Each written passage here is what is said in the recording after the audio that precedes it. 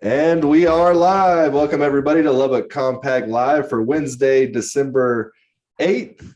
And we have once again our favorite co-host, Mr. Josh Shankles is in the house. We also have some special guests, which we will get to a little bit later in the program. And we do have, pardon me, I am your host, Adam Hernandez, and this is my co-host, Dr. Nick Bergfeld, and of course, our other co-host, Josh Shankles, and you are tuned into Lubbock Compact Live. As always, you can put your comments, questions, or all of that input into the Facebook comments, and we will see them.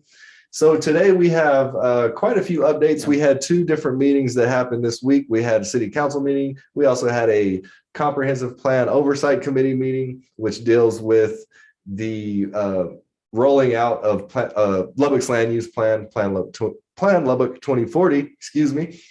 And so, Nick, you want to kick us off? Yeah, so we're first going to start with some of the city council agenda items. And one of the big ones was the bond election.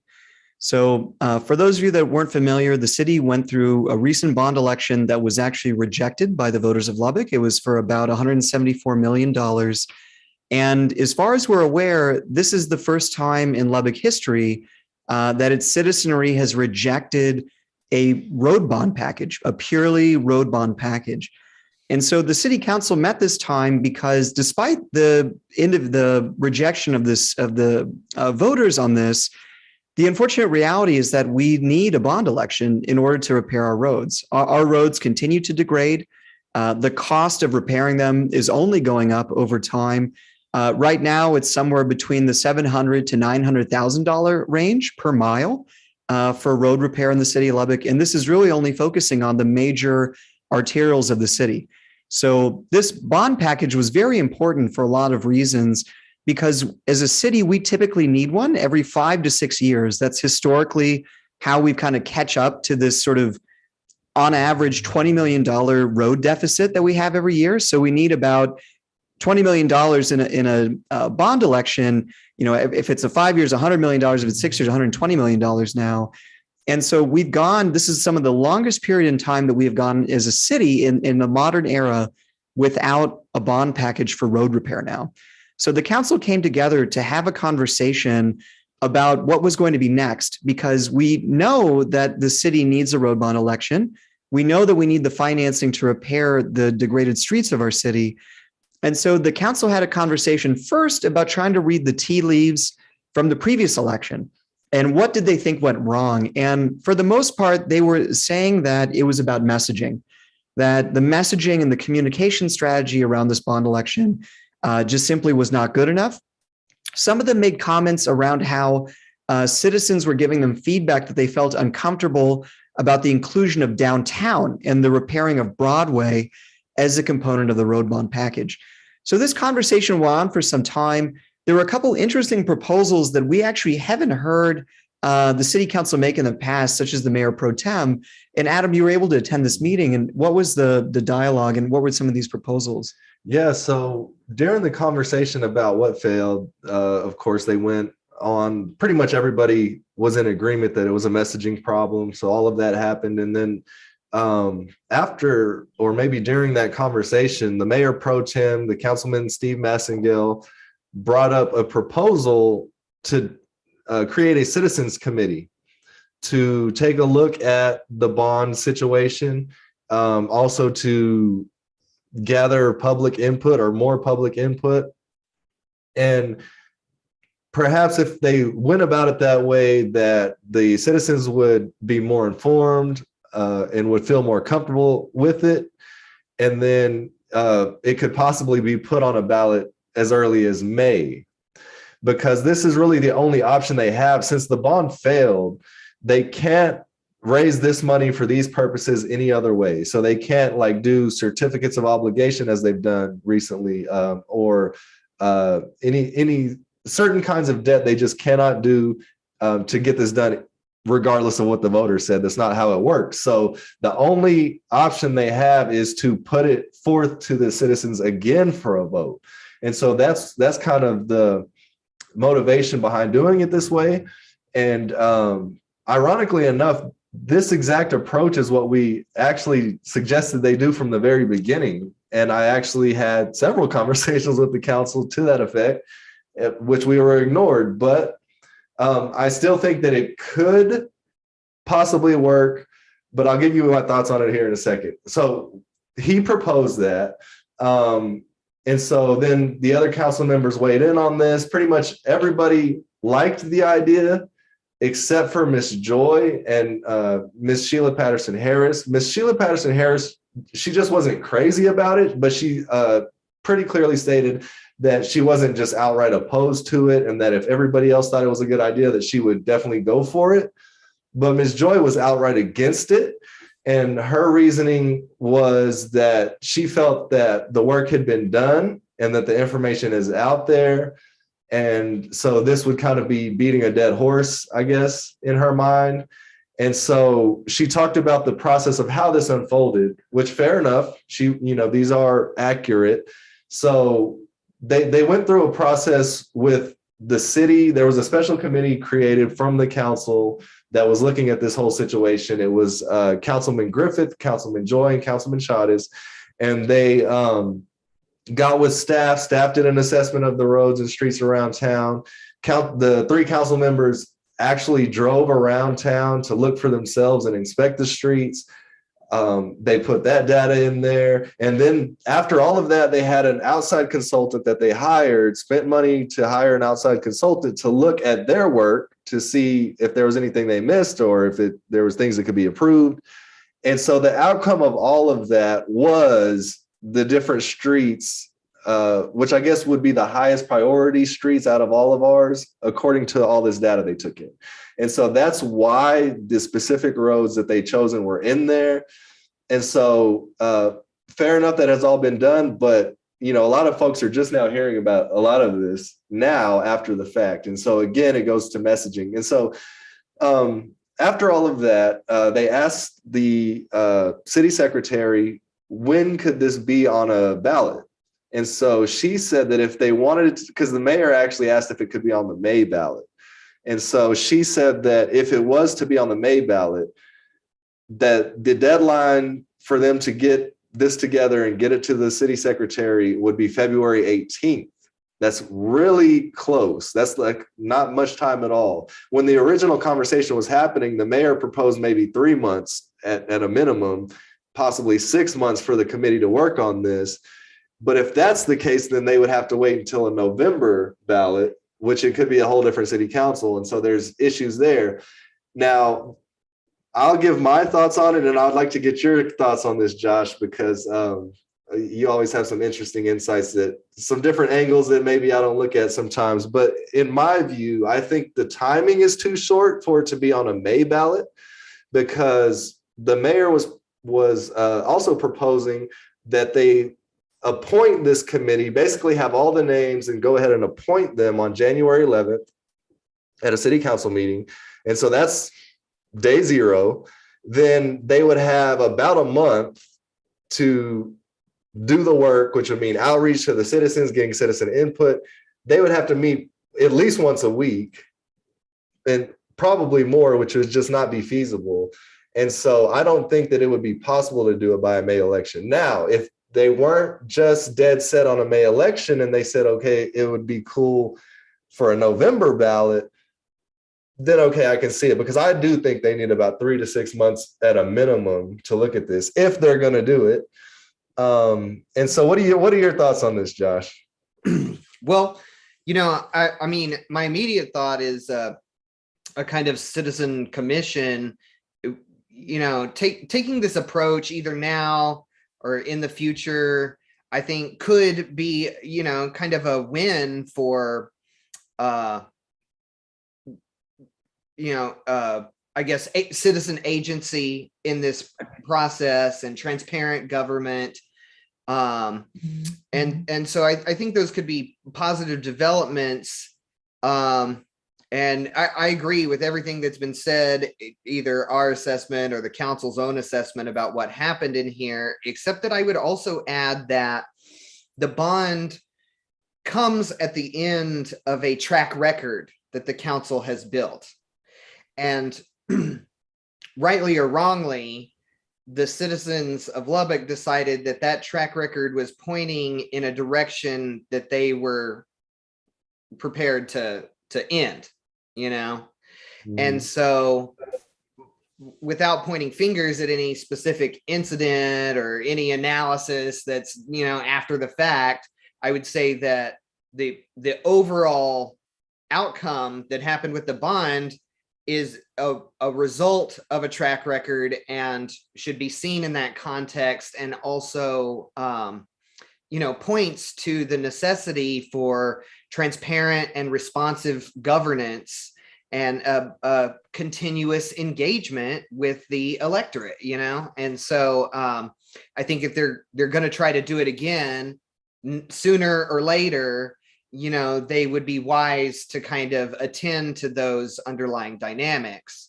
But I agree. I mean, you know, getting all their ducks in a row in time to have it ready for May is going to be tricky, and it's going to kind of give off the air that, like, oh, we just need to ram this through again. This thing that we want that you didn't give us, we got to have. Yeah. And Right. so I think that's tough. And I do circle around on, you know, if we rewind to when these conversations were first happening, this dialogue around the bond election was intertwined with charter reform. And one of the reasons why we didn't get charter reform over the finish line was because the council at the time thought that essentially the wrong kind of voter would be turning out if both of those things were to happen in tandem. And between those two, I would rather see the council take a crack at charter reform, especially because we've been pushing so hard on living wage that for some of them, especially now that they're announcing their retirement, you know, one of their concerns was experiencing blowback if they were to propose something like a living wage, because people would say, oh, they're just enriching themselves. And I just have to think that this would be the perfect time where Mayor Pope has already said that he is not running again. Just yesterday or this morning, even Councilman Jeff Griffith from District 3 has said that he's not going to run for re-election. You know, so you have multiple people on the council that have the ability to take a more longer term perspective about what's necessary for the city and what makes sense from an inclusion and accessibility standpoint to the citizenry. And so, you know, between those, I would rather see them go after charter reform, which I know for several of them that was a big disappointment to not be able to do it after all the hullabaloo around the Charter Review Committee that they created, the conversations around the fact that previously the exact same thing had happened, where a review committee made a bunch of recommendations, and then ultimately the council at that time said, nope, not going to do anything with it. They wanted to be different, and they wanted to have that opportunity. And so to me, I would love to see that come up. I'd love to see them take some strong stances on living wage, on reform of the referendum initiatives, component and how those things function, and really just sort of set us up for the 21st century as a city in our democracy, rather than essentially going back to an issue that, as far as we can tell, it just seems as though that there isn't citizen buy-in. And I do agree that a committee, I'm always going to be for committees. You know, we've spoken out on that in a lot of issues, the American Rescue Plan dollars, the ARPA dollars as well. We've advocated for a blue ribbon committee.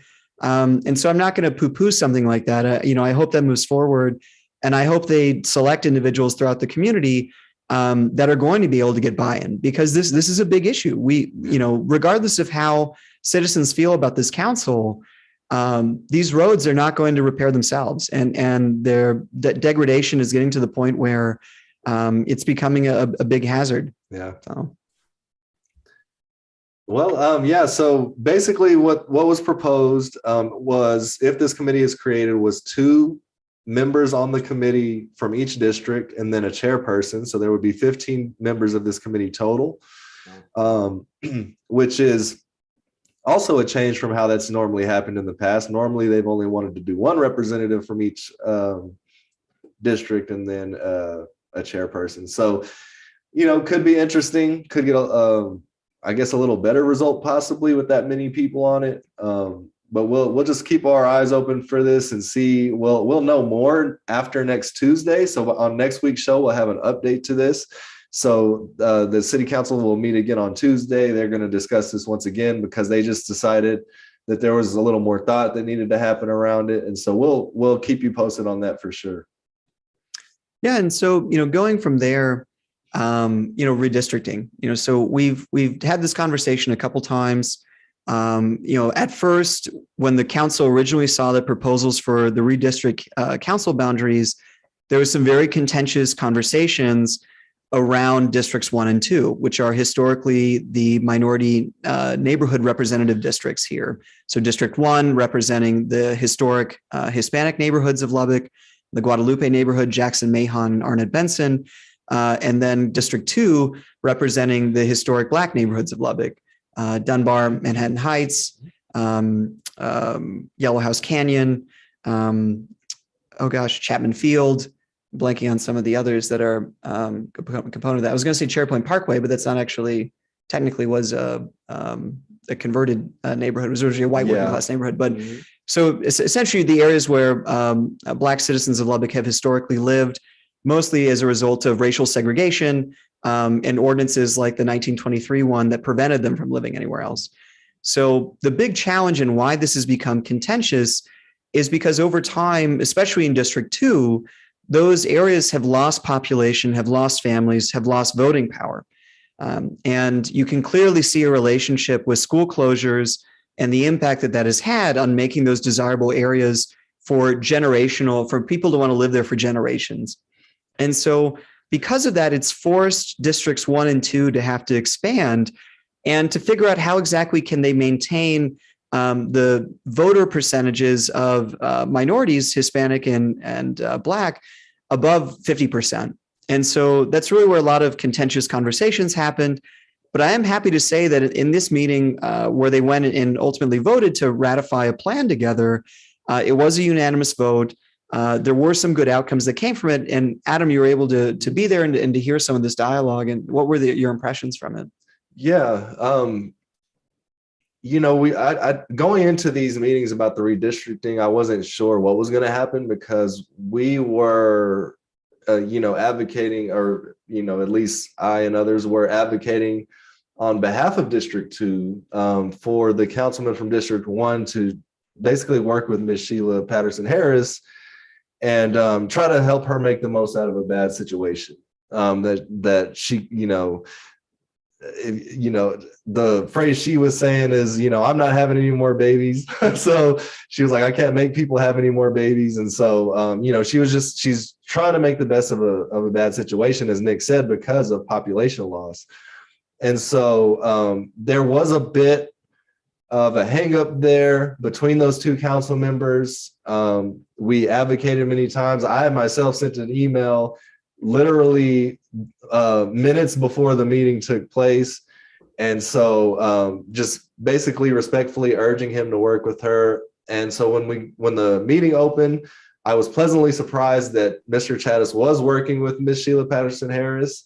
And the situation got a lot more amicable, and it was pretty easygoing as these type of meetings go. And so I was overall satisfied with how it played out, and Ms. Sheila did showed a lot of appreciation that she was also glad how it played out. So. Right, and I think one of the big takeaways there is that now every council district has at least one high school within it.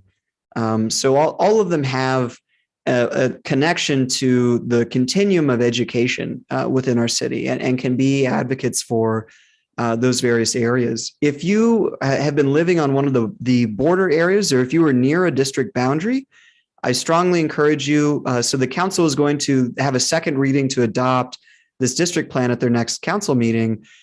Strongly encourage you to look at this and to go to the city's redistricting website to see what they just adopted, because there's been a lot of changes. If you lived in the northern portion of District 5, there's a really good chance that you are in District 6 now if you're outside the loop. There's a really good chance you're in District 3 now well, there's an 100% chance you're in District 3 now if you were inside the loop and in District 5. So 3 very much so has expanded to encompass most of the southwestern portion of Lubbock inside the loop. District 5 or District 4, which was sort of a mostly southern area of the city, has been almost pushed out inside the loop as well. And so you've likely seen that boundary change. Only the areas around Indiana and Quaker, sort of the Melanie Park area, have stayed within District 4. And that's really the only piece that 4 now has inside of the loop. 2 has expanded southward, actually as far down outside the loop as 98th, I believe, on the southern side, and has expanded significantly on areas around sort of its border in the central component of the city. District 1 also very similarly took some territory in the center portion of the city as well. So if you are living inside the loop, there's a really good chance that you've experienced a redistricting change in some way. And so please, take count of that, see where you are, see the part of the city that you're now a part of, who are your neighbors, who are your precincts, because it matters, right? The council persons from these areas are supposed to be the representatives of the people from those areas. They're supposed to be advocating for the issues, the needs of those neighborhoods. And so, seeing where you are and who you're connected to when it comes to the various neighborhoods that are also in your district, it matters a lot to thinking about, what should we all be thinking about together? What should we be organizing around and coming together on? So, it's, I think overall, I'm pretty pleased with how the redistricting conversations finally went. As Adam mentioned, Councilman Patterson Harris was in a very difficult situation. And fortunately, the council members were all sympathetic to that and allowed her to essentially configure her boundaries to effectively try to make the best of a bad situation without really trying to encroach on her or sort of force her into a box or position her in a compromising way. So I think overall, the dialogue around redistricting ended up being quite good. Was a very collaborative experience or sort of process ultimately. And you can see that by the fact that it was a unanimous adoption ultimately of the plan that they came up with. Yeah. And then so the second meeting that happened this week was actually on Monday. And so that was the Comprehensive Plan Oversight Committee. And there was lots of updates that were given there. And so we had the impact fees. There was an update on impact fees. And so the 1-year grace period that developers were given to basically not have impact fees after they were adopted, that ends in June of 2022. And so just a quick reminder for everybody what the impact fees were. So as cities grow out, you have to create new infrastructure. So roads, sewer, water lines, all of that type of stuff. And that costs lots of money. And so how Lubbock has been doing it prior to having impact fees was the developers basically didn't have to pay any of that cost for that infrastructure. And so how cities like Lubbock have dealt with the consequences of that, which is unsustainable development, is basically what happens. And so other cities have used these impact fees to help with that. And so what happens is when you have to build out new infrastructure, the city can set a certain percentage that the developers will pay of the cost. And so if a city was to charge the maximum impact fees, the city would pay half, developers would pay half. So that's pretty simple. But how it ended up being was the city of Lubbock actually gave them a 50% discount of that. And so basically it works out to every dollar that the developer pays, we pay 3. Is that how it works? Yeah, essentially, yeah. So every dollar for a road, Lubbock pays 75 cents, the developers pay 25 cents. And, as we get into this, this is really one of the major ways that a city can have developers pay their fair share. Because when you don't have a mechanism like this, the cost of this infrastructure, and it's not just roads, it's also wastewater and stormwater. If the developers aren't paying their fair share of those, we as Lubbock citizens are paying that amount, actually. Yeah.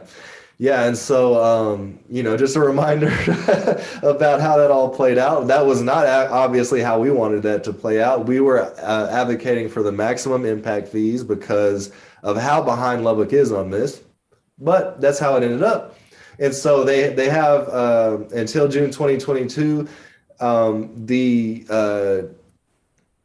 The city staff said, they literally said verbally that they expect an influx of building permits expected because, in time for that deadline. So they expect a mad rush of building permits to be submitted. And then also a thing that we advocated for was to have water impact fees.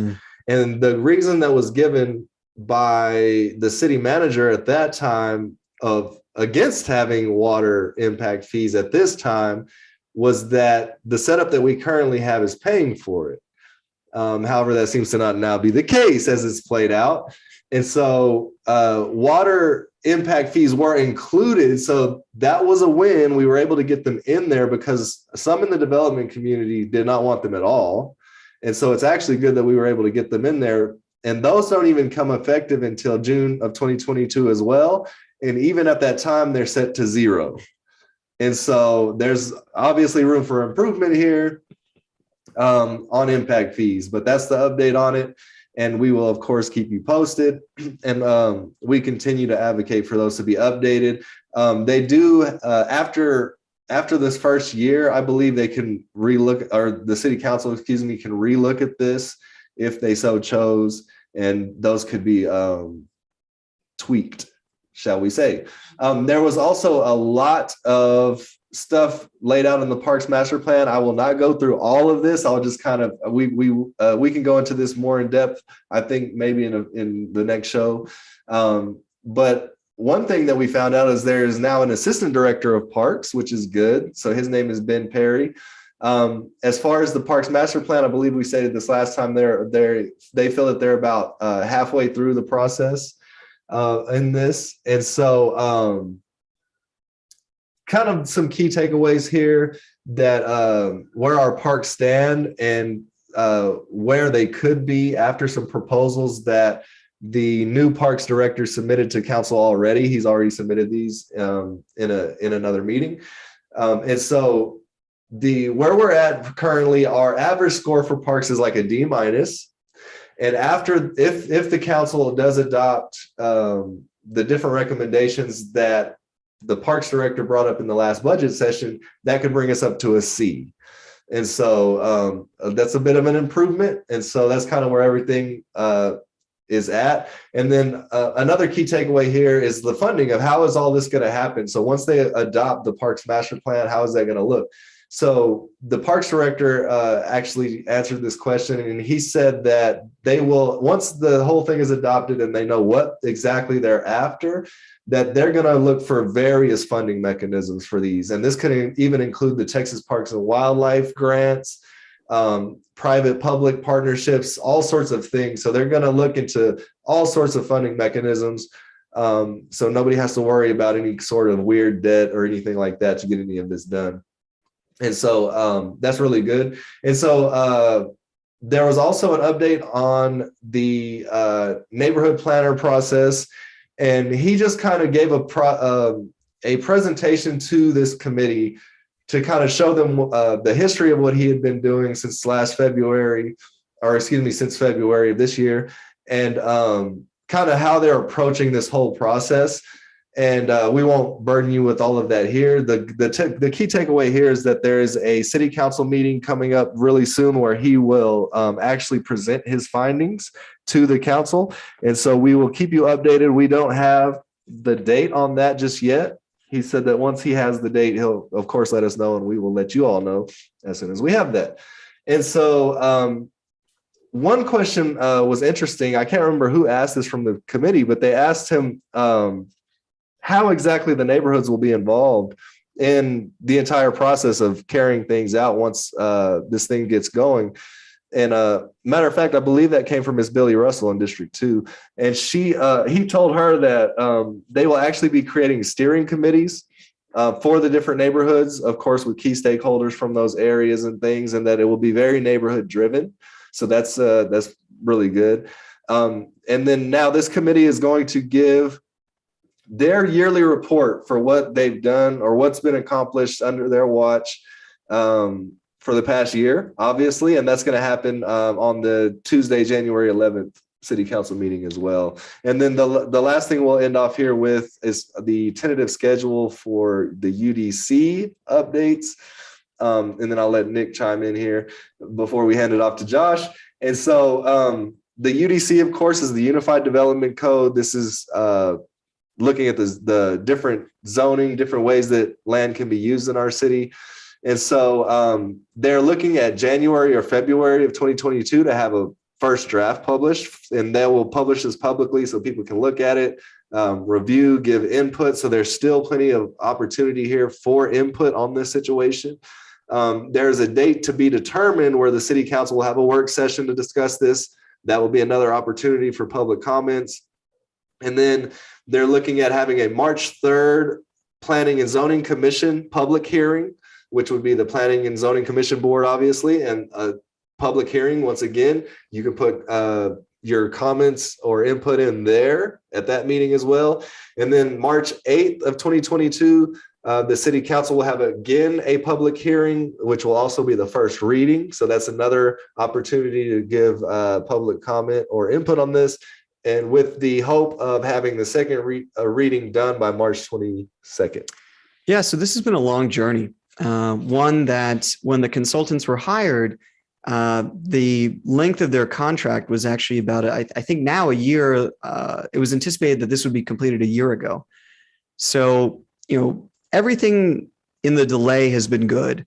It's allowed for a lot more dialogue, a lot more input, and specifically language and development around how do we encourage redevelopment in older areas of the city, and how do we make sure that all those various components are not left behind in this process? Because overhauling the city's zoning and codes does not happen often.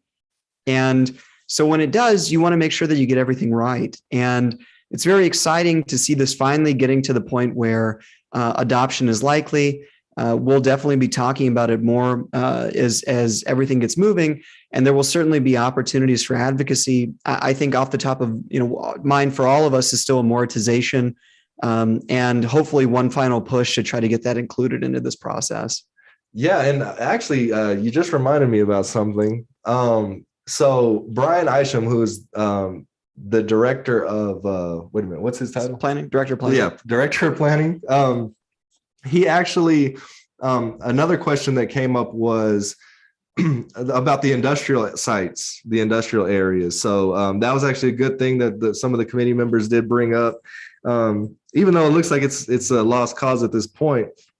But there was some encouraging news that came once they brought this up. So they were asking, is there anything in either in the neighborhood planning process or the UDC process where they're going to look at this?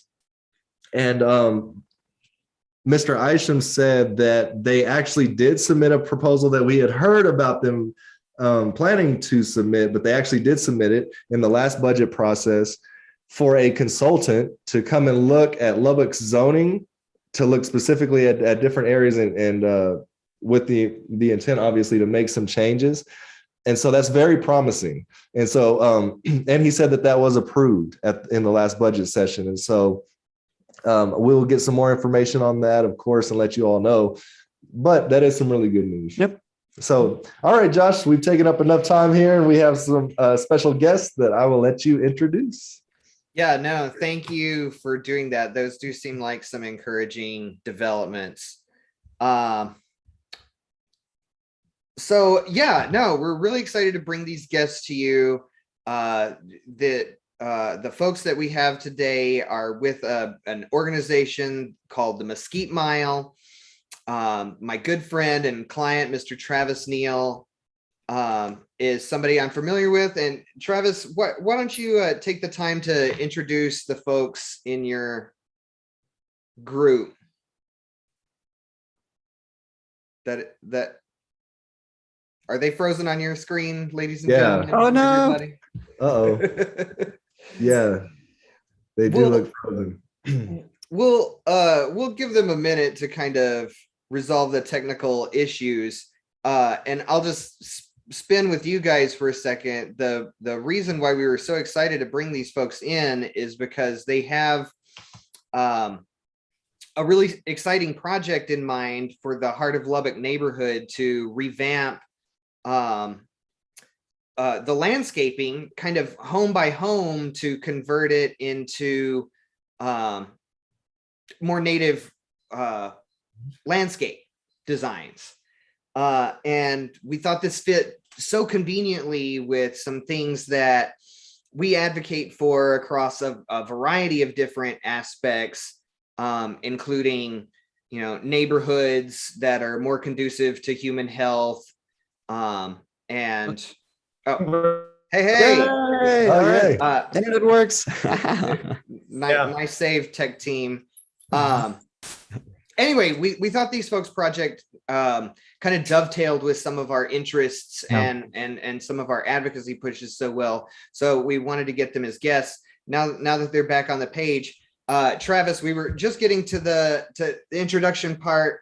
Why don't you introduce everybody that's there with you and kind of tell us a little bit about y'all's background and the Mesquite Mile and what it is that you guys are proposing.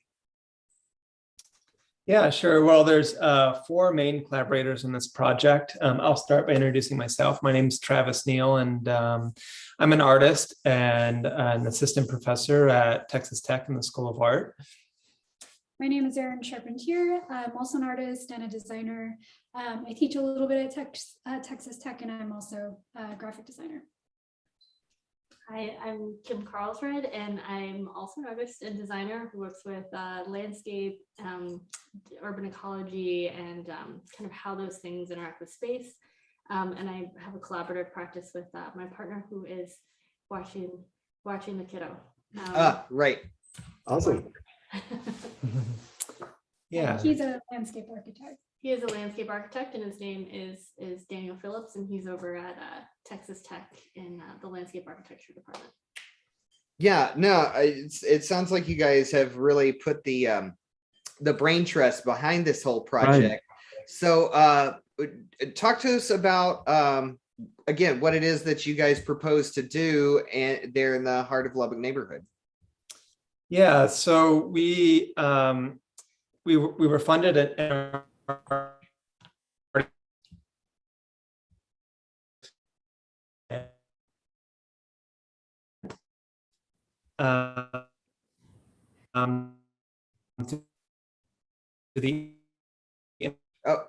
hold on one second, Travis. We're using project that are we back? Yeah, you're back. Right. It's just maybe turn off video and we'll see if we can have enough connection to at least be able to, you know, to have cool. the conversation. Yeah. So start one more time if you please. Yeah. Can you hear it all right? Yep. Yes. Yep. Great. So the Mesquite Mile is a multi-phase project that aims to relocate regionally historic mesquites from commercial agricultural land where they're routinely removed for for cotton production or ranching cattle. And the idea is to take nuisance trees from commercial land and plant them in the Heart of Lubbock neighborhood. And the idea is that we're utilizing art as a tool to create a drought-resistant shade canopy in a public food forest because the mesquite does create a food product that's edible by humans. And the goal is to take front yards and surplus space in the neighborhood, create rainwater harvesting earthworks or gardens, and to sort of revision or reimagine the role of this keystone species, the mesquite. And we've, in addition to transplanting mesquite, we're also planting regionally specific wildflowers that are drought resistant, cactus that we're pulling from the ranch, and a series of shrubs like broomweed and some dahlias. And we started with 2 volunteer yards this fall where we've taken out Bermuda grass and pigweed. And we've replaced it with wildflower and mesquite. And yeah, that's the basic premise of the project. Essentially a rewilding project. Mhm. Yeah, I know. I love that description of it. You know, the deeper that we've gotten into our work, the more that we start to see that the way like urban design is trending is towards a more comprehensive and more whole systems you know, approach to how cities should be designed and neighborhoods should work, and how we should build resiliency into our constructed environment.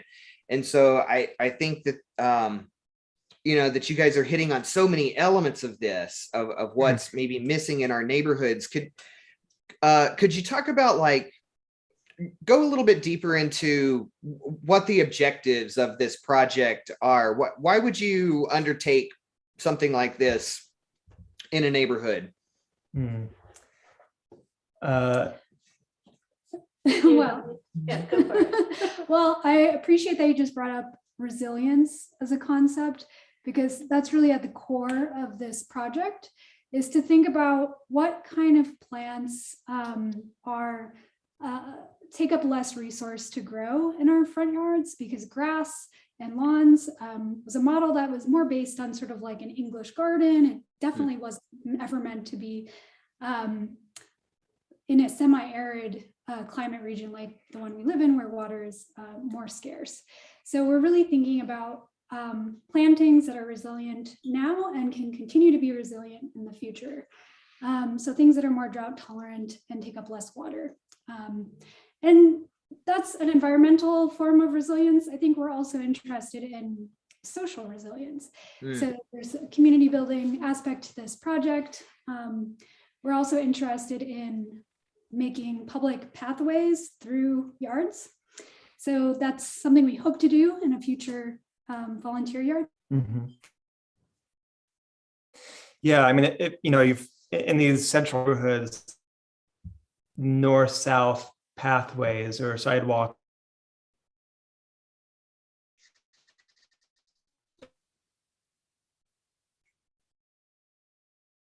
Oh, we're just gonna get tricky. Our next volunteer yard is a north-south circle. Oh, sorry. Go ahead. Yeah, go ahead. No, the technical difficulties just giving us grief tonight. But I caught your gist about adding north-south pathways through our neighborhoods. You know, I live in the next neighborhood block over, the Wheelock Monterey block, and it's true, we have sidewalks that go east-west and nothing that goes north-south. And it's like entirely vexing to me how this got constructed in the way it did, that we can only easily walk in certain directions. Yeah. It seems like such an obvious thing. I do see, you know, corrective elements going in now, and more curb cuts and more sidewalk laying. But, you know, we're like, we're playing catch up to what maybe needed to be there in the first place. And obviously we're doing it in this way that's very traditional urban design. And what you guys are proposing is seemingly something much more organic and much more kind of conducive to building, you know, character and sense of place into a neighborhood. What would you say about that? Well, yeah, I think, well, the wonderful thing is that so many people in the neighborhood and just in Lubbock in general love and appreciate a good mesquite. So that is just something really nice to kind of rally around, and I think kind of find common ground on. But I think the interesting thing with the front yards is, you know, I think a part of this resiliency that we're talking about, which is these kind of semi-private spaces that maybe are arguably maybe not working as hard as they could, and instead kind of using these as like the space to play around with something that's somewhere between public and private, and start to play with some different alternatives of what those spaces could be, and what kind of community could develop and what kind of identity can develop from that. Yeah. there's also a food component Mhm. that I think we're gearing towards, which is like another rallying point of like not only to transform these spaces, but to actually have like this resource that we harvest, that we process, and that we can share together as a neighborhood. Yeah, Yeah, no, can I jump in real quick, Josh? Sorry. absolutely, absolutely, I please. think that's a great segue into a question I had. Travis, I've had a chance to see you present this at the Heart of Lubbock Neighborhood Association meeting. And so I've been a super fan of this project ever since then. But when you talk about food and different uses for these different types of native vegetation, can you talk a little bit about the mesquite tree and just kind of let people know some things they may not even know about the mesquite tree? I know a lot of people out here like to burn it. You know, they like to burn it in their fireplaces or whatever, or for cooking and different things like that. But I don't know that they're aware, because I wasn't aware of some of these other uses that there are for mesquites. So can you talk a little bit about that, Travis? Yeah, the tree is really magnificent, and it has many human uses, but it also it is very important for plant communities. It's a legume, so it fixes nitrogen in the soil. And as for human use, yeah, we can cut it down and we can make wood chips to smoke other things, which is great. But it's legume.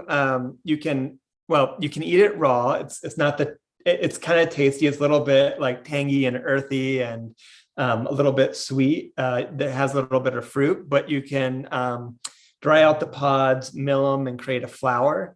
You can also make a tea. You can roast the seeds to make a tea, and you can also make kind of like a coffee out of it if you roast it and drink it. And there are some companies in East Texas that are starting to commercialize the mesquite in that way.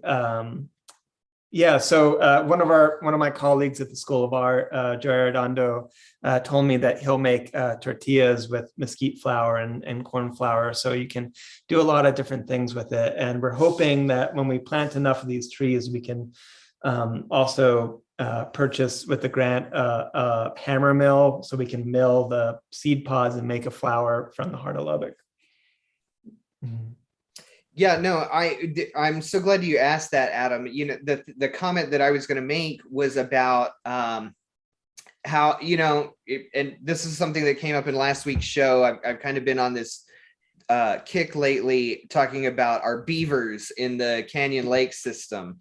And these sort of keystone species that come along that are charismatic, that people care about, you know, but in the beavers, you know, it's cute.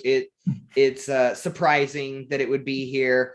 But these keystone species can help kind of their magnetism sort of helps concentrate people's minds and actions around an activity. And so, you know, kind of our beavers being here in the Canyon Lake system, I predict will help us protect those waters and that land around that space a little bit more easily, with, you know, kind of using this beaver as a rally, you know, icon. And you know, I'm kind of seeing the same thing around the mesquite tree, how it's like such an iconic species around here, something that we all have an experience with in one way or another. And you know, kind of having that as the centerpiece icon of the project and kind of the thing that it all revolves around, I think is such a smart idea, and, you know, really in keeping with being what we are, you know, and using what we have in front of us. Now, a question I have is, you know, as you've been going through this process of engaging your neighborhood in thinking about this xeriscaping, the incorporation of mesquites, you know, what have been barriers, you know, that you've experienced so far in terms of trying to get this off the ground? And then have you experienced, you know, reluctance from some citizens, or what are the ways in which that you found are constructive in trying to have a dialogue about the importance of resilient plants, the importance of sustainability in the community? Yeah, no, that's a great question. You know, we've the folks who've volunteer the lawns have been, I think, really self-selective and have been interested in the idea of a wild front yard, like a wild space. That's sort of how we're pitching it. And luckily, the Buddy Holly Performance Center has a really wonderful wild space that we can point to and say, well, this is what it could look like. Mhm. Now, that's not everyone's cup of tea. Some people are like, no way, that's like nuts. Like, I don't want anything to do with that. But those folks are not self-selecting. Yeah, fair. For a lot of, the kind of people that are drawn to it have probably been trying to maintain their lawns. I mean, it's an uphill battle. Yeah. Like, Mhm. you have to put a lot of resource and energy into keeping a lawn green and looking nice. So it's actually sort of a path of least resistance to be taking the grass out and trying to plant things that are more tolerant and native to the region. Mhm. And anecdotally, I think like it's kind of nice how often, like, when you talk to someone casually about the project, they're just like, oh, like I've always wanted a mesquite tree, or like my mom has always wanted a mesquite tree in her yard. And so I think the nice thing about focusing on the mesquite is that it's kind of a Trojan horse. It doesn't really matter. I think there are a variety of reasons for why people would want to participate in the project without kind of us we don't have to all agree about why we want to transform that particular space. There's space for difference, which I think is nice. So Yeah. And I think the biggest hurdle is Bermuda grass. That stuff is Just literally getting it out. Yeah, it's so true. Talking about this mill and like milling the flour from this whole community and kind of having this community-wide characteristic and feature, our lawns themselves are kind of this vestigial thing that's like left over from European colonial manners, right? Where people would like put up a big lawn to be like, that's how rich I am. I can just have a whole huge space that's not meant to do anything. And right. and that kind of translated into how we conceive of our own homes and our own space, in that it's this like little private fiefdom that we have to ourselves. And the thing that you guys are proposing is sort of breaking out of that mentality a little bit and having this more communal project, and kind of getting away from that. Is that a good read of what you guys are kind of proposing for your neighborhood? Absolutely. Yeah, I mean, I like to think about the front yard as like a little parklet or something, like a tiny little park in a way. And the people who are volunteering their lawns are also volunteering on working on the next lawn in the sequence, or the following lawn. So there is that sort of network or community building that's happening throughout the project. And that's been really amazing to see, in terms of this idea of like commenting and sharing knowledge and and just like sharing our labor with one another. It's been really exciting. Yeah. So, I know it's kind of at its inception, but talk us through what this project will look like as it goes through its phases. You've already hit on some of that, the kind of pay it forward sort of model. But talk us through the vision altogether. Yeah, I mean, there's some like really concrete things that I think that we'd like to accomplish in the next 2 years. The grant has afforded us the ability to a bunch of tools. We would like to locate a space for a tool library with the tools that the grants have purchased, so that those tools can be used to maintain the yards and perhaps even work on yards beyond the grant that we've been awarded. We're looking for additional funds. I think that we have a large interest in water capturing, and it's become really apparent that like with 1 or 2 gutters, we can start to really collect a lot of rainwater from the yards that we're working on. So that could be a next phase in the project. And oh, this is like really really fanciful, but I would like to I would like to at some point maybe get a roundabout or 2 in the heart of Lubbock and to slow folks down, and then to use those roundabouts as like opportunities for planting and rainwater capture. But I mean, I don't know. That's going to be an uphill battle. We'll see what happens with that. Yeah, no, I wish we wish we had another half an hour, because there's like so much I want to jump into. Nick, maybe you would like to comment about this. This type of a project is presumably going to save the homeowners resources, is going to save the city resources. What would this look like in carrying out something like this, starting in this model neighborhood and carrying it throughout the city? Yeah, absolutely. The first thing, Travis, I would say is don't get discouraged about the idea of roundabouts, right? Roundabouts can happen when neighborhoods advocate for them, and I've seen those get deployed in smaller areas. South Overton has some. There's some South Lubbock neighborhoods that have roundabouts that are deployed for speed reasons.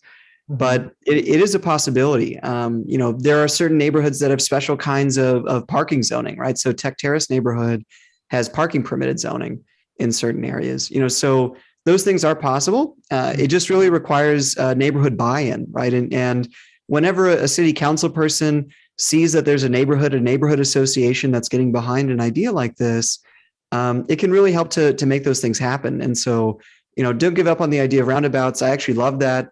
I spent a lot of time in the heart of Lubbock neighborhood. I can think of a couple roads that I think that make a ton of sense to have some of those and just get people to stop and appreciate the neighborhood a little bit more as they drive through. And at a bigger level, I try to think about it strategically. So heart of Lubbock neighborhood, one thing about that neighborhood is that it is very much so a renter population, right? So over 50% of the households that live in the heart of Lubbock neighborhood are renters. And so I think about an agency problem, where if you're engaging just simply the individuals that are that are homeowners, you're missing out on a very large population of people that would potentially want to participate. But then also, if you're engaging the renters themselves, they might not necessarily even have the ability to make this type of transition. But that's the thing, though, is if you could engage the landlords in this and you talk to them about the fact that this is actually less landscaping necessary, because they're on the hook for making sure that their properties are maintained, sort of things like that. And if you're essentially going to them and saying, look, you're actually able to save some money overall in terms of maintaining the property by converting these properties over to a more zero-scaped environment, it would be interesting, I think, to try to see areas of heart of Lubbock where there's a sort of a large aggregation of property owners that have multiple rental houses next to each other, sort of things like that, because you might be able to do some pretty amazing things in terms of just simply being able to get multiple adjacent houses connected in a sort of a larger way. But I mean, that's sort of, to me, where it starts. I think Mesquite is just such a wonderful idea. I hadn't heard about this until these conversations, but you're so right in the imagery that it evokes, in the connection that many of us have. I grew up in Lubbock, that the connection that a lot of us feel to mesquite trees, and how I do believe that this is, honestly, I think you've come across probably what will be the transformative strategy for getting Lubbock citizens to embrace more native landscaping, and to do it in such a way that we feel as though honors our history, that honors our traditions, and sort of the culture that's already here. So I just think it's so amazing. And to me, the last thing I would say is, how can people help? How can people be supportive is the only other thing that I'd want to know.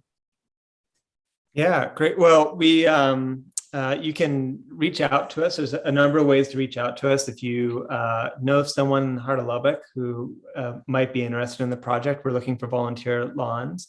We have an Instagram. It's it's the Mesquite Mile, but the underscore Mesquite underscore mile. We have a Facebook group that we just started today in preparation for this meeting. So Perfect. find us on Facebook. And then if you want to reach out to me via email, you can reach me at my TTU email, and it's travis.neal@ttu.edu. And I can write all this out and put it in the Facebook chat for the put it in the Facebook chat. Yeah, so. we'll include this. I was just gonna say, we also just encourage folks, if you're walking by a house that has one of those prairie in progress signs, just to like talk to the folks who have already volunteered their lawn. They can talk about the project and give people more information that way. So just chat with your neighbors. Yeah, absolutely. Yeah. And I think there was a Nextdoor post today. What's up with these prairie in progress signs, which is the signage that we've developed. Those are so cute. I saw that. Yeah. Oh, I love that. Prairie in progress. It's such a clever. That's so clever. Yeah. No, that's a great way to engage. Yeah. You should have a QR code on them or something like that. So when people walk by, they can click on it and just sort of go directly to that. I think that's just such a great idea to have that, especially because you're so focused on placemaking. That signage is just so phenomenal. Yeah. Cool. Yeah, we'll do the QR codes. That's the next step. And then, the last thing, if anyone has a mesquite tree that they don't want, and you're listening in, or you know someone who has a ranch and they're within 30 miles of Lubbock, get in touch. Or a tree spade. Or a tree spade. Or if you just happen to have a tree spade. Awesome. Yeah, I love that. I commend what you guys are doing. Yeah. I would be remiss if I didn't, toss this in there at the very last second to say that it really does synergize well with some things that we see coming up in our new Unified Development Code, which will incentivize xeriscape and native plantings, water catchment, and so we see a lot of positive, optimistic movement in this area that will enhance the things that you're up to. But I can't tell you how much gratitude we have for you guys kind of jumping into that project, and we look forward to watching it unfold. Yeah, I'm trying to find your Facebook page really quickly. Could you just give a shout out to that? What is the? I think it's just the Mesquite Mile is the group. Okay. Yeah. Any luck? I'm gonna find it. Your search engine optimization. Mesquite Miles Group. It's an insurance company. Oh, really? Wait, hold on one sec. All right, let me see if I can. I haven't used Facebook that thoroughly lately, and I really have changed everything a bit. And perhaps we can make sure it's linked in the post. We'll do that for sure. Please put it in the Facebook post. Yeah. And while y'all do that, we are a little over 8 p.m., but it's okay. I'm with Josh all the time. I always say it. I wish we had a whole other hour that we could discuss these things, because we could go on forever. But as we always do, I will give the same shout out I always do and remind everybody to join your neighborhood association, because you will catch things like the Mesquite Mile that was debuted at the Heart of Lubbock Neighborhood Association meeting. And so you'll be able to find cool things like this to be involved in. We do have a viewer of the show, Miss Lisa, has said she will volunteer her yard, and she's down in the comments. So there's already a connection there. So once again, just a reminder for everybody, if you would like to get in touch with Travis and team over at the Mesquite Mile, reach out to him at the places that he's already announced. So his email is travis.neal, that's Neel, travis.neal@ttu.edu is his email. You can search the Mesquite Mile on Instagram or Facebook, and as they get that figured out, or you can go into the comments where they should be posting that here shortly. And so with that, we will sign off, and we have lots of more updates next week. So don't forget to tune in to catch all of that. There's going to be a lot happening here in these next few shows. And so we hope to see everybody here as we go along. Josh, thanks as always. thank you, the Mesquite Mile team, for coming on and sharing this awesome project. And of course, thank all of you for watching. And we will see you next time.